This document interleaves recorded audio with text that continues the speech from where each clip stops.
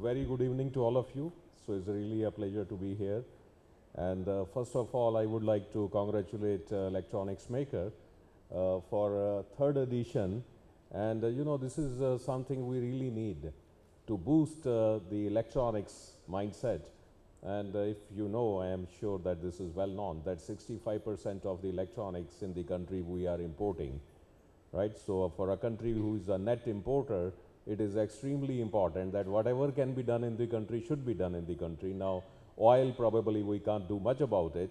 Maybe we can shift to solar or else something else. But electronics is something which can definitively do, and that's where I think Electronics Maker is really playing a good role. So congratulations, and also my congratulations to all the winners who are going to win today, and that does indicate and give the examples to others that something is possible to be done here also. So with that, let me share with you, before I come to ST Microelectronics, maybe a few words about how semiconductor industry is doing worldwide today. So first, you may be knowing that the GDP growth, and that is our base growth, that worldwide GDP growth is forecasted to grow by 3.5%. And on that basis, electronics is forecasted in the range of 4 to 5% growth, right? So it will grow more than what is the world GDP growth. So it means it's growing faster than the average growth of, let's say, the economy. But if you know that semiconductor this year is going to grow, depending upon the analysts, different numbers, but 12 to 17%. So 12 to 17% of semiconductors growth over a growth of electronics of 4 to 5% is really big. Now, what is happening? How come semiconductors, which feeds into electronics, is going to grow more than, and not just by 1-2 percentage points, by a factor more than electronics? So what is really the reason behind it? One key reason, and there are a couple of others, but one key reason is the content of semiconductors in electronics is growing up. About a decade and a half back, this was close to 20%. Today, it is forecasted around 28 to 29%. So it means 30% semiconductor content in electronics is going to be there pretty soon. Why this is happening? Once again, multiple reasons. One of the key reasons is we are going into a smarter and smarter world.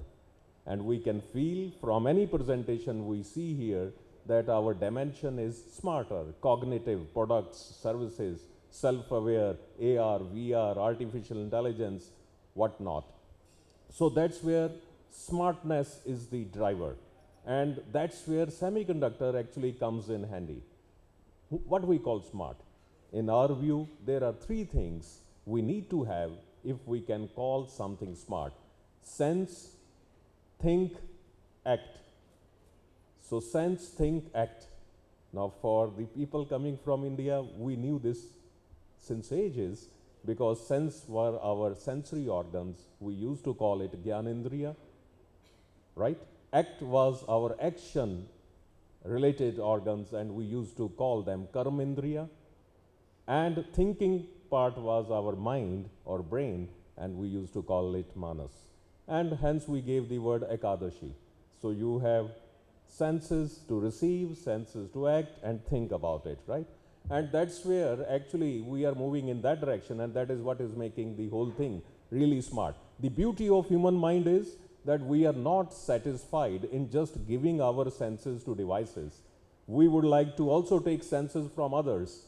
For example, now time of flight sensor is where you beam a laser and you receive the laser, compute how much time it has taken, and we can know the distance. We don't do this like that. And the beauty of this is that with this sensor, new dimensions open up. For example, 3D gestures, 3D recognition becomes so easy. Otherwise, we need to have two cameras, take the input, do all the computation to find out the depth. But this kind of sensor, we can move further very fast. As per some estimates, in the coming 3, 4, 5 years, 30 to 40% of the phones will be having 3D sensing capabilities. So that is the beauty of semiconductors, and that's why we are seeing that it is penetrating more and more. So let me take a pause here and introduce to you, my name is Vivek Sharma. I am representing ST Microelectronics. In India, we are present here since last 30 years. We are having about 800 engineers in Greater Noida. The company overall is about $7 billion, and we are growing pretty well. I should say that this year in double-digit growths. So we know this since 30 years, the local market, and worldwide we are capitalizing on this wave of smartness. So in these three elements, sensors, microcontrollers, and also action-oriented, it could be actuators, it could be communication.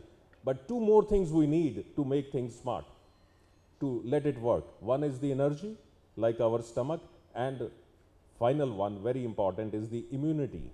We need security. When things are getting connected more and more, we need security as well. So these are 5 elements. If we put together, it becomes great. And in ST, we are really happy that we are very strongly present in all 5 of them. And we are focusing on 4 verticals, which is smart driving, where like ADAS, which is advanced driver assist systems. In automotive, electric vehicle is becoming very important, and we are bringing new technology like silicon carbide, for example. Smart industry is our second vertical, already spoken about it. Smart city and home is our 4th vertical, and 5th one is all IoTs to put together. So that's where we are believing we are placed very strongly and capitalizing on this wave. Maybe in my last discussion with you, let's a little bit focus on India. Personally, I believe, and as ST we believe in India, that this is a great opportunity for the country. But we should be knowing that the waves have to be captured when the waves are rising. Sometimes when the waves are past, it's very difficult to capture it. One of my friends who is a good wind surfer, we don't do such things in India so much, but he was telling me that when the wind is there and when the wave is going up, ride it. So smart wave is there, and we believe that India has a great opportunity. There are challenges also, but let me speak first about the opportunity. When we think of smart world, it is not that me semiconductors, me electronics, me, system guys, I am IT guys, we can be separated out. It does not work like that. Everyone has to come together because things are connected together. Someone needs to get the data, someone needs to process the data, and someone needs to make sense of data. So we need all these ingredients together. That's where India offers a great opportunity. Those ingredients are present here. We do have IT companies, we do have infrastructure companies, we do have operators, telecom operators and everyone else, system companies, also semiconductor companies like ourselves have been present in the country since like 30 years. Sure, it misses some electronics manufacturing, but I'm sure worldwide there are other colleagues who can bring that knowledge and ingredient here. So that's where this is really a great opportunity for this new world, smart world that as India it can capture. But I must say there is a challenge also. Always life is like that, there is opportunity and a challenge. The challenge is the fragmentation and singleness of purpose. This is first challenge. Now if we need to make smart cities really successful, there should be a singleness of purpose. We must say that city has to be smart. All the departments, whether it's electricity, water, or whatever, has to come together that we need to make city smart. Not only my department smart. Is possible if we make all departments smart, finally city would be smart anyway, but it may take long time. We can cut short the time, use the technology, and bring things together. Need would be really the singleness of purpose. The second point, and that's all, I will close after that. I believe, I graduated in 1980s. And when I came into the industry,